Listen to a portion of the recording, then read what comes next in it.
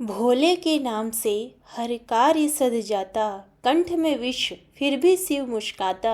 डमरू की गूंज से मिटते हैं अंधकार, हर हर महादेव करो शिव का सत्कार। हरे कृष्णा, श्री शिवाय नमस्तुभ्यम। आप सभी का दिन शुभ और मंगलमय हो। इससे पहले की कथाएं सुनने के लिए आप सभी का बहुत बहुत धन्यवाद। आज दिनांक है 17 फरवरी और दिन है सोमवार। तो आइए शुरू करते हैं फागुन मास के 5वें दिन की कथा। एक बार एक समय पृथ्वी पर लगातार 12 वर्षों तक भयंकर अकाल पड़ा। अकाल के समय ना कहीं नभ पर बादल दिखाई दिए और ना ही धरा पर कहीं हरियाली। सभी झीलें, तालाब, नदी, नाले सूख गए।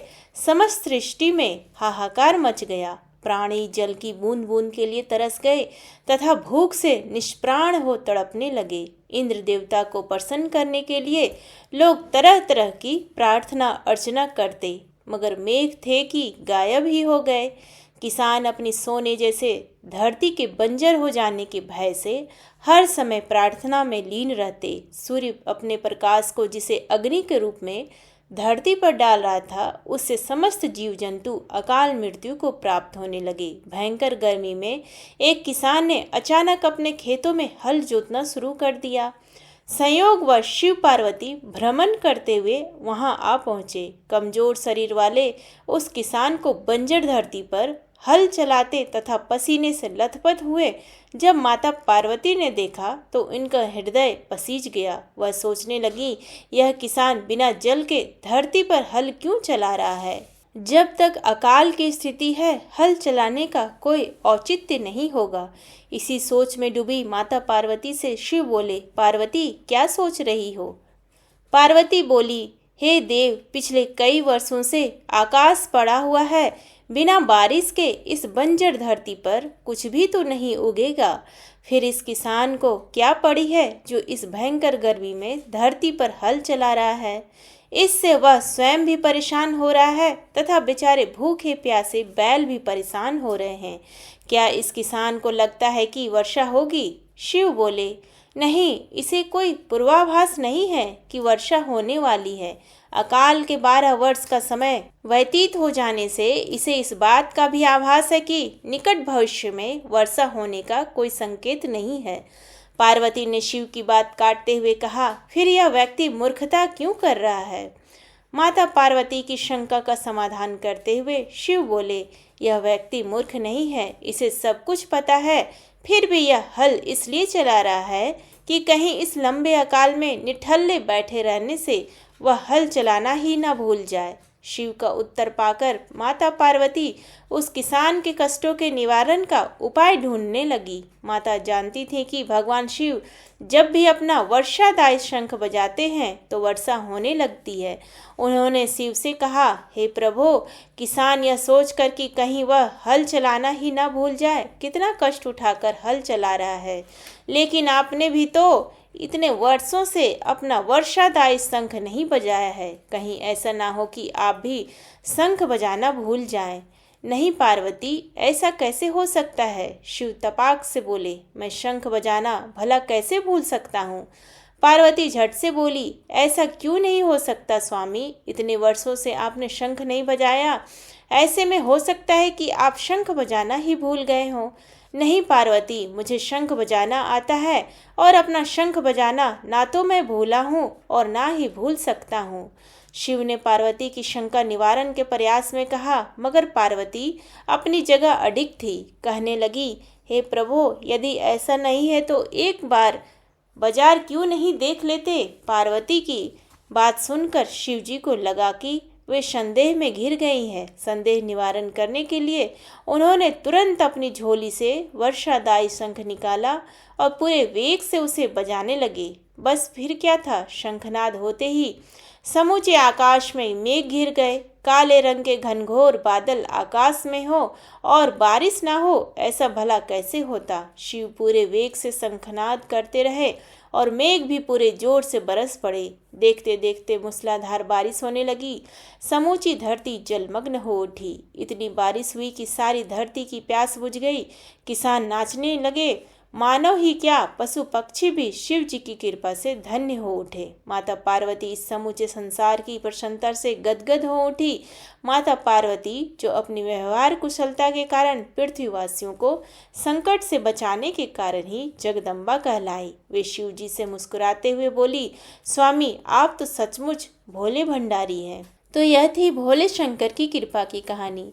अब सुनिए फागुन मास महात्म्य का अगला अध्याय। सूत जी कहते हैं, जो नित्य आनंदमय शांत निर्विकल्प निरामय अनादि अनंत शिव तत्वों को जानते हैं वे परम पद को प्राप्त होते हैं। जो धीर पुरुष काम भोगों से विरक्त हो भगवान शंकर में हेतु रहित पराभक्ति करते हैं उनका मोक्ष हो जाता है। वे संसार बंधन में नहीं पड़ते। जो मायामय संसार में चिरकाल तक सुखपूर्वक विहार करके देहावसान होने पर मोक्ष चाहते हैं उनके लिए यह धर्म बताया गया है कि संसार में भगवान शिव की पूजा सदा ही स्वर्ग और मोक्ष का हेतु है। यदि प्रदोष आदि के गुणों से युक्त सोमवार के दिन यह पूजा की जाए तो उसका विशेष महात्म्य है। जो केवल सोमवार को ही भगवान शंकर की पूजा करते हैं उनके लिए यह लोक और परलोक में कोई भी वस्तु दुर्लभ नहीं है। सोमवार को उपवास करके पवित्र हो इंद्रियों को वश में रखते हुए वैदिक अथवा लौकिक मंत्रों से विधि पूर्वक भगवान शिव की पूजा करनी चाहिए। ब्रह्मचारी गृहस्थ कन्या सुहागिन स्त्री अथवा विधवा कोई भी क्यों ना हो भगवान शिव की पूजा करके मनोवांछित वर पाता है। इस विषय में एक कथा कहूंगा जिसको सुनकर मनुष्य मोक्ष पाते हैं और उनमें मन में भगवान शिव की भक्ति होती है। आर्यावर्त में चित्रवर्मा नाम से प्रसिद्ध एक राजा थे। वे दुष्टों को दंड देने के लिए यमराज के समान समझे जाते थे। वे धर्म मर्यादाओं के रक्षक कुमार्गगामी पुरुषों को दंड देकर राह पर लाने वाले समस्त यज्ञों का अनुष्ठान करने वाले और शरणार्थियों की रक्षा करने में समर्थ थे। भगवान शिव और विष्णु में उनकी बड़ी भक्ति थी। राजा चित्रवर्मा ने अनेक परम पराक्रमी पुत्रों को पाकर अंत में एक सुंदर मुख वाली कन्या प्राप्त की। एक दिन राजा ने जातक के लक्षण जानने वाले श्रेष्ठ ब्राह्मणों को बुलाकर कन्या की जन्म कुंडली के अनुसार भावी फल पूछे। तब उन ब्राह्मणों में से एक बहुज्ञ विद्वान ने कहा, महाराज यह आपकी कन्या सीमंतिनी नाम से प्रसिद्ध होगी। यह भगवती उमा की भांति मांगल्यमयी दमयंती की भांति परम सुंदरी सरस्वती के समान सब कलाओं को जानने वाली तथा लक्ष्मी की भांति अत्यंत सद्गुणों से सुशोभित होगी। यह 10,000 वर्षों तक अपने स्वामी के साथ आनंद भोगेगी और 8 पुत्रों को जन्म देकर उत्तम सुख का उपभोग करेगी। तत्पश्चात एक दूसरे ब्राह्मण ने कहा, यह कन्या 14वें वर्ष में विधवा हो जाएगी। यह वज्राघात के समान दारुण वचन सुनकर राजा 2 घड़ी तक चिंता में डूबे रहे। तदंतर सब ब्राह्मणों को विदा करके राजा ने सब कुछ भाग्य के अनुसार ही होता है ऐसा समझकर चिंता छोड़ दी। सीमंतिनी धीरे धीरे सयानी हुई। अपनी सखी के मुख से भावी वैधव्य की बात सुनकर उसे बड़ा खेद हुआ। उसने चिंता मग्न होकर याज्ञवल्क्य मुनि की पत्नी मैत्रेयी से पूछा, माताजी मैं आपके चरणों की शरण में आई हूँ, मुझे सौभाग्य बढ़ाने वाले सत्कर्म का उपदेश दीजिए। इस प्रकार शरण में आई हुई राजकन्या से पतिव्रता मैत्रेयी ने कहा, सुंदरी तू शिव सहित पार्वती जी की शरण में जा और सोमवार को एकाग्रचित हो स्नान और उपवास पूर्वक स्वच्छ वस्त्र धारण करके शिव और पार्वती का पूजन कर। सोमवार के दिन शिव और पार्वती की आराधना करती रह। इससे बड़ी भारी आपत्ति पड़ने पर भी तू उससे मुक्त हो जाएगी। घोर से घोर एवं भयंकर महाक्लेश में पड़कर भी शिव पूजा न छोड़ना, उसके प्रभाव से महान भय से पार हो जाओगी। इस प्रकार सीमंतिनी को आश्वासन देकर पतिव्रता मैत्रेयी आश्रम को चली गई। राजकुमारी ने उनके कथनानुसार भगवान शिव का पूजन प्रारंभ किया। निषद देश में नल की पत्नी दमयंती गर्भ से इंद्रसेन नामक पुत्र हुआ था। राजा इंद्रसेन के पुत्र चंद्रागद हुए नृपश्रेष्ठ चित्रवर्मा ने राजकुमार चंद्रागत को बुलाकर गुरुजनों की आज्ञा से उन्हीं के साथ अपनी पुत्री सीमंतनी का विवाह कर दिया। उस विवाह में बड़ा उत्सव हुआ था। विवाह के पश्चात चंद्रागत कुछ काल तक ससुराल में ही रहे। एक दिन राजकुमार यमुना के पार जाने के लिए कुछ मित्रों के साथ नाव पर सवार हुए। भाग्यवश नाव यमुना के भंवर में मल्लाहों सहित डूब गई। यमुना के दोनों तटों पर बड़ा भारी हाहाकार मच गया। इस दुर्घटना को देखने वाले समस्त सैनिकों के विलाप से सारा आकाश मंडल गूंज उठा। डूबने वालों में से कुछ तो मर गए और कुछ ग्राहों के पेट में चले गए तथा राजकुमार आदि कुछ लोग उस महाजल में अदृश्य हो गए। यह समाचार सुनकर राजा चित्रवर्मा बड़े व्याकुल हुए और यमुना के किनारे आकर मूर्छित होकर गिर पड़े। सीमंतनी ने भी जब यह समाचार सुना तब वह अचेत होकर धरती पर गिर पड़ी। राजा इंद्रसेन भी अपने पुत्र के डूबने का समाचार पाकर रानियों सहित बहुत दुखी हुए और सूध बूध खोकर गिर पड़े। तदंतर बड़े बूढ़ों के समझाने पर राजा चित्रवर्मा धीरे धीरे नगर में आए और उन्होंने अपनी पुत्री को धीरज बंधाया। राजा चित्रवर्मा ने जल में डूबे हुए अपने दामाद का औधर्वदैहिक कृत्य वहां आए हुए उनके बंधु बांधवों से करवाया। पतिव्रता सीमंतनी ने चिता में बैठकर पति लोक में जाने का विचार किया, किंतु उसके पिता ने स्नेहवश रोक दिया। तब वह विधवा जीवन व्यतीत करने लगी। मुनि पत्नी मैत्रेयी ने जिस शुभ संवार व्रत का उपदेश दिया था उसे सदाचार परायणा सीमंतनी ने विधवा होने पर भी नहीं छोड़ा। इस प्रकार 14वें वर्ष की आयु में अत्यंत दारुण दुख पाकर वह भगवान शिव के चरणावृंदों का चिंतन करने लगी। शिव की आराधना करते करते उसके 3 वर्ष व्यतीत हो गए। उधर पुत्र शोक से उन्मत्त हुए राजा इंद्रसेन को बलपूर्वक दबाकर उनके भाइयों ने सारा राज्य छीन लिया और उन्हें पत्नी सहित पकड़कर कारागृह में डाल दिया। इंद्रसेन के पुत्र चंद्रागत यमुना के जल में डूबने पर नीचे नीचे गहराई में उतरने लगे। बहुत नीचे जाने पर उन्होंने नागबंधुओं को जल क्रीड़ा में निमग्न देखा। राजकुमार को देखकर वे भी विस्मित हुई और उन्हें पाताल लोक में ले गई। वहां चंद्रागत ने तक्षक नाग के परम अद्भुत रमणीय नगर में प्रवेश किया और इंद्र भवन के समान मनोहर एक सुंदर महल देखा, जो बड़े बड़े रत्नों की प्रकाशमान किरणों से उद्दीप्त हो रहा था। भगवान सूर्य के समान तेजस्वी तक्षक नाग को सभा भवन में विराजमान देख परम बुद्धिमान राजकुमार ने प्रणाम किया और हाथ जोड़कर खड़े हुए। तक्षक के तेज से उनके नेत्र चौंधिया गए। नागराज ने भी मनोरम राजकुमार को देखकर उन नागिनों से पूछा, यह कौन है और कहाँ से आया है? उन्होंने उत्तर दिया, हमने इसे यमुना जल में देखा है और उसके कुल तथा नाम का परिचय न होने के कारण आपके पास ले आई हैं। तब तक्षक ने राजकुमार से पूछा, तुम किसके पुत्र हो? कौन सा तुम्हारा देश है और यहाँ पर तुम्हारा कैसे आगमन हुआ? राजपुत्र ने कहा, भूमंडल में निषद्ध नाम से प्रसिद्ध एक देश है। उसके स्वामी राजा नल महायशस्वी हो गए हैं। वे पुण्य श्लोक माने जाते हैं। उनके पुत्र इंद्रसेन हुए और इंद्रसेन का पुत्र मैं हुआ। मेरा नाम चंद्रागत है। मैं अभी नूतन विवाह करके ससुराल में ही टिका था और यमुना जी के जल में विहार करता हुआ देव की प्रेरणा से डूब गया।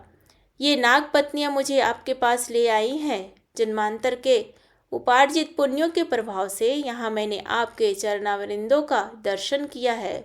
आज मैं धन्य हूँ। मेरे माता पिता कृतार्थ हो गए, क्योंकि आपने दया करके मेरी ओर देखा और मुझसे वार्तालाप किया है। इस प्रकार अत्यंत मनोहर उदारतापूर्ण वचन सुनकर तक्षक ने कहा, हे राजकुमार, तुम भय न करो, धैर्य रखो और बताओ तुम संपूर्ण देवताओं में किसकी पूजा करते हो? राजकुमार ने कहा, जो संपूर्ण देवों में महादेव कहे जाते हैं उन्हीं विश्वात्मा उमापति भगवान शिव की मैं पूजा करता हूँ, जो विधाता के भी विधाता, कारण के भी कारण है और तेजों में सर्वोत्कृष्ट हैं, तेज हैं।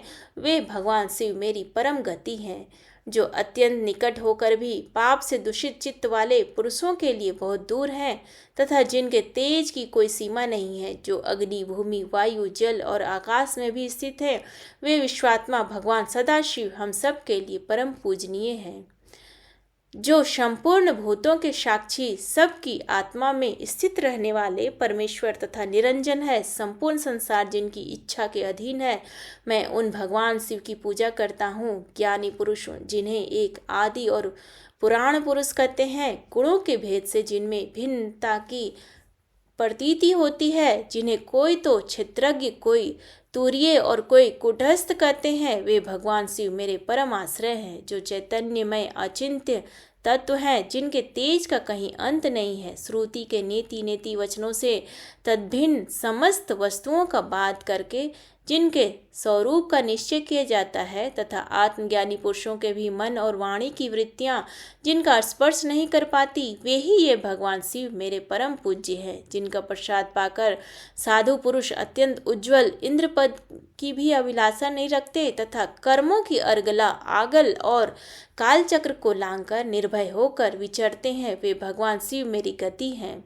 जिनकी स्मृति चांडाल की योनि में जन्म पाने वाले मनुष्यों की भी समस्त पाप रूपी रोगों का नाश करती है, तथा जिनका संपूर्ण रूप श्रुतियों के लिए भी ढूंढने योग्य है, उन्हीं भगवान शिव के उद्देश्य में मैं सदैव पूजा करता हूँ। देव नदी गंगा जिनके मस्तक पर स्थान पाकर सुशोभित होती है, भगवती जगदम्बिका जिनके अर्धांगन में निवास करती हैं, आहा आहा तक्षक और वासुकी दोनों नागराज जिनके कानों के कुंडल हैं, वे चंद्रशेखर भगवान शिव मेरे परम आश्रय हैं। जिनके चरण कमल वेदों के शीर्ष स्थानीय उपनिषदों में गौरवान्वित होते हैं, वेदांत की श्रुति भी जिनके चरणावृंदों का गुणगान करती है, उनका दिव्य स्वरूप सदा योगियों के हृदय में प्रकाशित होता है, तथा जिनकी सगुण मूर्ति संपूर्ण तत्वों का प्रकाश करने वाली है, गुणमय सृष्टि पर विजय पाने वाले वे भगवान शंकर मेरे द्वारा पूजित होते हैं। राजकुमार की यह बात सुनकर तक्षक का चित्त प्रसन्न हो गया। उनके हृदय में महादेव जी के प्रति नूतन भक्ति भाव का उदय हो आया और वे उनसे इस प्रकार बोले, राजेंद्र नंदन, तुम्हारा कल्याण हो। मैं तुम पर बहुत प्रसन्न हूँ, क्योंकि तुम बालक होकर भी सर्वोत्कृष्ट परात्पर शिव तत्व को जानते हो। देखो, यह रत्नमय लोक है, ये मनोहर नेत्रों वाली युवतियां हैं, ये मनोवांछित कामना पूर्ण करने वाले कल्प वृक्ष हैं, तथा ये अमृत रूपी जल से भरी हुई बावलियां हैं। यहाँ मृत्यु का दारुण भय नहीं है, बुढ़ापा रोग से यहाँ किसी को पीड़ा नहीं होती। तुम इच्छा अनुसार यहीं विहरो और यथा योग्य सुख भोगो। नागराज के ऐसा कहने पर राजकुमार हाथ जोड़कर बोले, नागराज, मैंने समय पर विवाह किया है। मेरी पत्नी उत्तम व्रत का पालन करने वाली और शिव पूजा परायणा है, और मैं अपने माता पिता का इकलौता पुत्र हूँ। वे सब लोग इस समय मुझे मरा हुआ मानकर महान शोक से घिरे हुए हैं, अतः मुझे किसी प्रकार से भी यहाँ अधिक समय तक नहीं ठहरना चाहिए। आप कृपा करके मुझे उसी मनुष्य लोक में पुनः पहुँचा दे। नागराज तक्षक ने कहा, राजकुमार, तुम जब मेरी याद करोगे तब तक तुम्हारे सामने प्रकट हो जाऊंगा। ऐसा कहकर उन्होंने राजकुमार को एक सुंदर अश्व भेंट किया, जो इच्छा के अनुसार चलने वाला था। अनेक प्रकार के द्वीपों, समुद्रों और लोकों में उसकी अप्रतिहत गति थी। इसके सिवा उन्हें रत्नमय आभूषण, दिव्य वस्त्र एवं दिव्य अलंकार भेंट किए। उनकी सहायता के लिए सारी व्यवस्था करने के पश्चात तक्षक ने जाओ कहकर प्रेम पूर्वक उन्हें विदा किया। चंद्रागत उस घोड़े पर सवार हो निकले और थोड़ी ही देर में यमुना के जल से बाहर आकर उस दिव्य अश्व पर चढ़े हुए नदी के रमणीय तट पर घूमने लगे। इसी समय पतिव्रता सीमंतिनी अपनी सखियों से घिरी हुई वहां स्नान करने के लिए आई। उसने यमुना के तट पर मनुष्य रूपधारी नाग कुमार के साथ भ्रमण करते हुए राजकुमार चंद्रागत को देखा। दिव्य अश्व पर आरूढ़ हुए अपूर्व आकार वाले उन राजकुमार को देखकर वह उन्हीं की ओर दृष्टि लगाए खड़ी हो गई। उसे देखकर चंद्रागत ने भी मन ही मन विचार किया, जान पड़ता है इसे मैंने पहले कभी देखा है। तत्पश्चात वे घोड़े से उतरकर नदी के किनारे आ बैठे और उस सुंदरी को बुलाकर समीप बैठाकर पूछा, तुम कौन हो, किसकी स्त्री और किसकी कन्या हो? सीमंतिनी लज्जावश स्वयं कुछ बोल न सकी। तब उसकी सखी ने सब बातें बताई। इसका नाम सीमंतिनी है।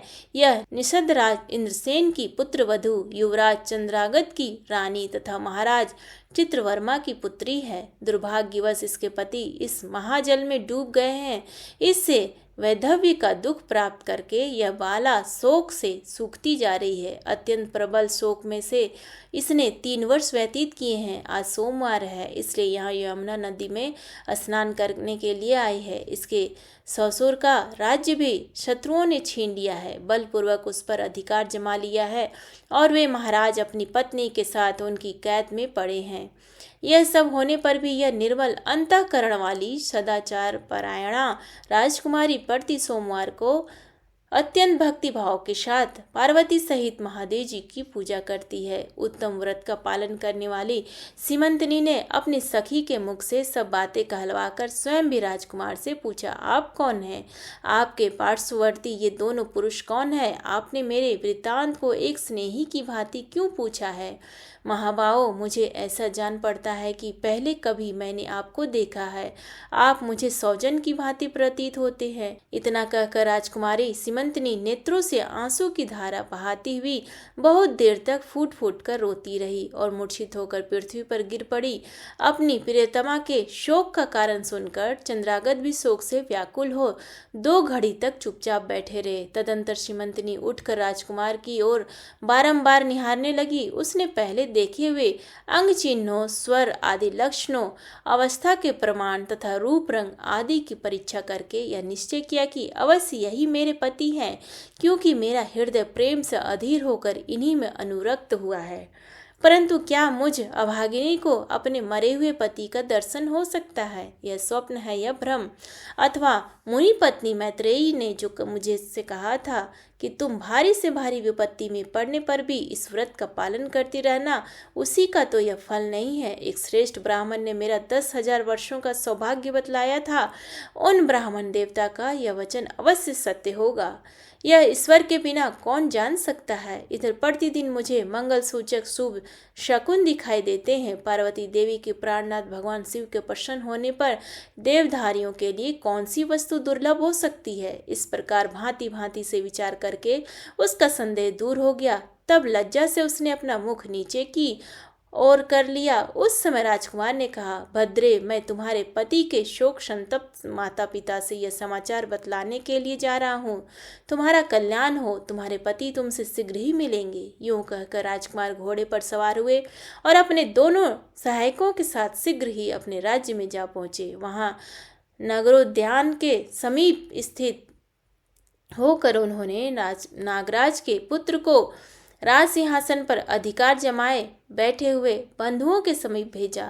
नाग कुमार ने शीघ्र जाकर उन सब से कहा, तुम सब लोग महाराज इंद्रसेन को अविलंब कारागृह से मुक्त करो और सिंहासन छोड़कर हट जाओ। महाराज के पुत्र चंद्रागत पाताल लोक से लौटकर यहाँ आए हैं। तुम आनाकानी ना करो, नहीं तो चंद्रागत के बाण तुम्हारे बाण प्राण हर लेंगे। वे यमुना जी के जल में डूबकर नागराज तक्षक के घर जा पहुँचे थे। वहाँ से उनकी सहायता पाकर पुनः इस लोक में लौटे हैं। नाग कुमार की कही हुई ये सारी बातें सुनकर शत्रुओं ने भी बहुत अच्छा कहकर उनका आज्ञा स्वीकार की और महाराज इंद्रसेन को उनके खोए हुए पुत्र के पुनः लौट आने का समाचार बताकर उनका सिंहासन उन्हें लौटा दिया। महाराज को प्रसन्न करके भी वे लोग भयभीत बने रहे। मेरा पुत्र आ रहा है, यह बात सुनकर राजा प्रेम के आंसू बहाते हुए आनंद में डूब गए। यही दशा महारानी की भी थी। तदंतर सब नागरिक, वृद्ध मंत्री और पुरोहित आगे जाकर चंद्रागत से मिले और उन्हें हृदय से लगाकर महाराज के समीप ले आए। अपने भवन में प्रवेश करके अश्रु वर्षा करते हुए राजकुमार ने माता पिता के चरणों में प्रणाम किया। चरणों में पड़े हुए पुत्र को उठाकर राजा ने अश्रु शक्ति सहित हृदय से लगा लिया। फिर क्रमशः सब माताओं को प्रणाम करके उनका आशीर्वाद ले राजकुमार पूर्ववासियों से मिले और उन्होंने सबको यथा योग्य सम्मान दिया। पुनः सबके साथ राजसभा में बैठकर अपना सब वृत्तांत पिता से निवेदन किया और नागराज तक्षक से मित्रता होने की भी बात बतलाई। राजकुमार का चरित्र देख और सुनकर राजा इंद्रसेन हर्ष से विवल हो गए। उन्होंने अपने मन में यही माना कि मेरी पुत्रवधू ने भगवान महेश्वर की आराधना करके इस अनुपम सौभाग्य का अर्जन किया है। निषद राज ने यह मंगलमयी वार्ता दूतों के द्वारा महाराज चित्रवर्मा को भी कहला दी। यह अमृतमयी वार्ता सुनकर महाराज चित्रवर्मा आनंद से विह्वल हो गए और बड़े वेग से उठकर उन्होंने संदेशवाहकों को उपहार में बहुत धन दिया। फिर अपनी पुत्री को बुलाकर उन्होंने उससे वैधव्य के चिन्हों का परित्याग करवाया और उसे नाना प्रकार के आभूषणों से विभूषित किया। तत्पश्चात समूचे राष्ट्र के गांव और नगर आदि में बड़ा भारी उत्सव हुआ और सब लोगों ने राजकुमारी सीमंतनी के सदाचार की बड़ी प्रशंसा की। चित्रवर्मा ने इंद्रसेन के पुत्र चंद्रागद को बुलाकर सीमंतनी को उनके साथ विदा कर दिया। चंद्रागद ने तक्षक के घर से लाए हुए रत्न आदि आभूषणों के द्वारा, जो मानव मात्र के लिए अत्यंत दुर्लभ है, अपनी पत्नी को अलंकृत किया।